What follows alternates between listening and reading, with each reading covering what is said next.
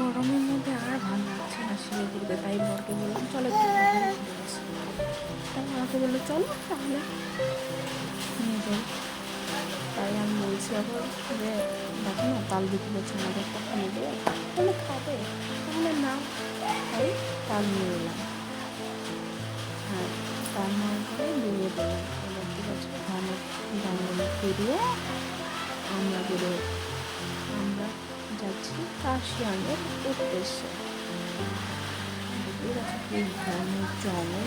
তারপরে দেখলাম বললাম চলো হেলমেট লেগে একটু ঘুরে নিয়ে আসলো, চলো তাহলে ওই হেলমেট একটু রেস্ট করে আবার বেরিয়ে গেলাম। আর এখানে এসে দেখছি দেখো কি ঝর্ণা করছে, চলো একটু ভালো আছে।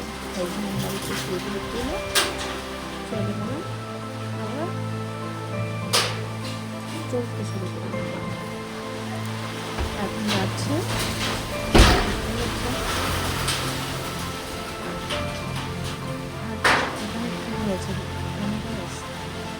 এখানে এসে দেখে একটা ছেলে হেলমেট পড়ে গেছে। তাকে হেল্প করার জন্য আমি হেল্প করলাম। এই যে সে ছেলেটা একটু কষ্ট পেয়েছে, তারপরে আমরা সে আমাদের গন্তব্যের জায়গায় পৌঁছে গেলাম। এখানে ছবি টবি তুলে সন্ধ্যা লাগবে আবারও বেরিয়ে গেলাম।